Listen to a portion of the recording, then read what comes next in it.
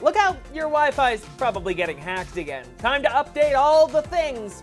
Hey you, it's me, Curtis P. It's time for some coffee.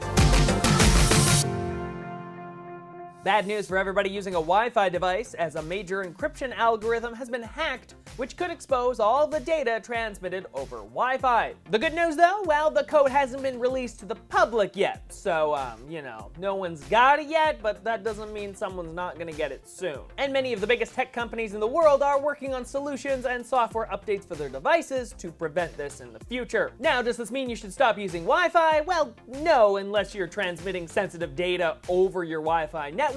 Then you might want to be a little cautious, but you should just be cautious all the time because sensitive data and a wireless network, not really the safest thing all around anyway. The big thing you should know at this current time, just make sure your devices are up to date, check your software, check your settings app, make sure it's on the latest software update version. That way you can make sure that when the manufacturer of the device you own releases a software update, you will have it and thus you will be protected in the future. The big problem here though are devices that are no longer getting updates, and those like weird Internet of Things devices, like the smart home devices that are just kind of like a one-off, like here's the device, it's got some software on it, it's good to go. That thing's probably never gonna get a software update and thus it's probably gonna be vulnerable forever. And unfortunately, the other one I have to mention here is the Android phones, because they have a bad track record of being up to date. Updates for Android phones seem to be few and far between. Now in the description down below, I've posted to an article that sort of shows all of the current devices that are updated to prevent this hacking of Wi-Fi for the future. Some of the big ones include Windows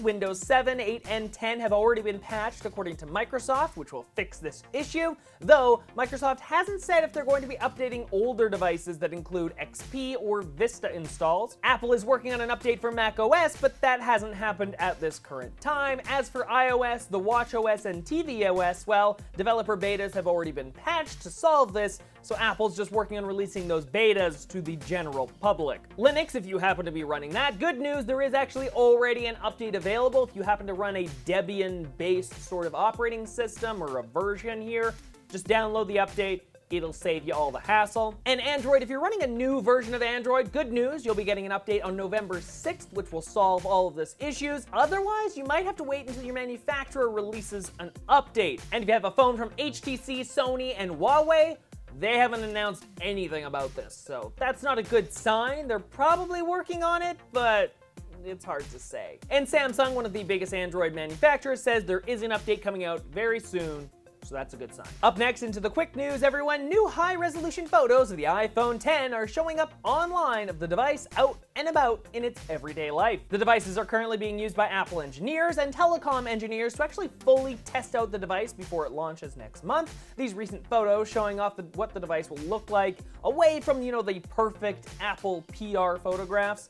It's actually interesting. I find the new edge-to-edge display almost looks better when it's not in the perfect environment. Keeping with the iPhone news here, reports coming out of China show that Foxconn has started sending out its first batch of finished iPhone 10s. 46,000 units are being transported from China to the Netherlands and the United Arab Emirates at this time. Now, this number is considerably low for those regions of the world to be receiving at this time for any iPhone-related launch, but Apple did recently just ramp up their iPhone 10 production to 400,000 devices per week. Previously, they were only producing 100,000 per week. Analysts also predicting there could be up to 50 million pre-orders of the iPhone 10 in the first couple of days alone. And it could take Apple until February or March of 2018 to catch up with all the demand. And last for the quick news, Google has announced a fun new update for their Photos app that allows the facial recognition tech to find the pets in your photos. You can set them up just like any other person inside of Google Photos. Add their name, and then using the advanced search, look back at all of the photos with them in it. And last for today, let's talk about drone tracking, because yesterday we talked about how a drone actually struck an aircraft in Canada.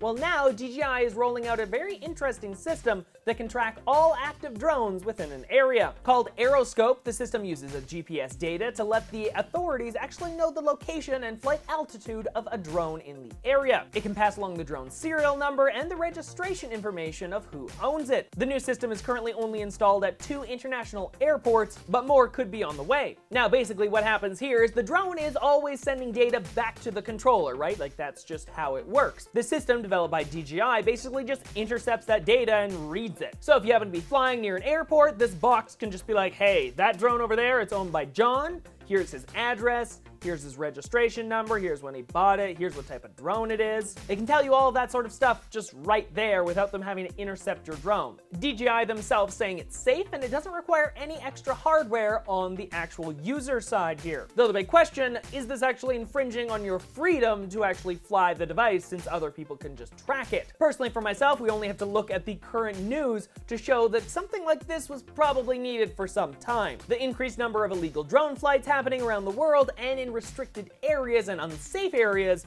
is on the rise. The first big step, of course, putting these into airports so that airports can better track the airspace that they're supposed to be in control of. Because air traffic control can already track the planes, but if there's a drone flying around, they really have no idea. So this sort of system can help them track that. The second big thing is to give it to local authorities. DJI themselves saying it's safe and it doesn't require any extra hardware on the actual user side here. And that is just by looking at their screen, and then they can issue them a warning or arrest them. Now, of course, like many new technologies coming out, this can be used for good, but it can also be used for bad, so hopefully it finds a nice middle ground there and it doesn't just sway over where like the police are just arresting anyone who flies a drone, because unfortunately I can kind of foresee that happening in the future, which is not a good thing. But overall, the idea of being able to simply identify like whose drone that is, what altitude it's flying at, if it's in restricted airspace, just by maybe looking at like a tablet or something that's connected to this box, that's a pretty good idea in my books. But it's really an interesting topic overall, so I kind of wanted to ask you guys,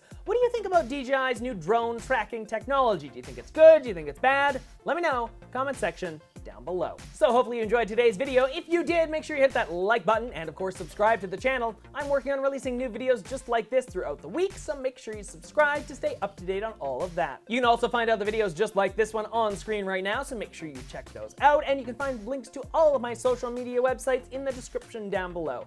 Check that out, all of the links are down there. It's great, to all the articles I talked about today, all of my social, it's all right down there. So until tomorrow everybody, I'm Curtis Paradis, have an amazing day.